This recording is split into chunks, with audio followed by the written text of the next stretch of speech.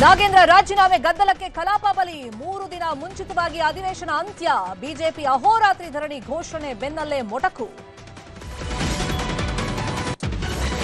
ಪಶು ವೈದ್ಯಾಧಿಕಾರಿಗಳ ನೇಮಕಾತಿಯಲ್ಲಿ ಅವ್ಯವಹಾರ ಕೇಸ್ ಇಡಿಯಿಂದ ಮುಂದುವರೆದ ತನಿಖೆ ಇಂದು ವಿಚಾರಣೆಗೆ ಹಾಜರಾಗ್ತಾರಾ ಜ್ಞಾನೇಂದ್ರ ವಿಚಾರಣಾಧೀನ ಕೈದಿಗೆ ಆಸ್ಪತ್ರೆಯಲ್ಲಿ ಹೈಫೈ ಟ್ರೀಟ್ಮೆಂಟ್ ಅಧಿಕಾರಿಗಳ ದಾಳಿ ವೇಳೆ ಗೆಳತಿ ಜೊತೆ ಸಿಕ್ಕಿದ್ದ ಆರೋಪಿ ಮಂಡ್ಯ ಜೈಲಿನ ಕರ್ಮಕಾಂಡ ಬಯಲು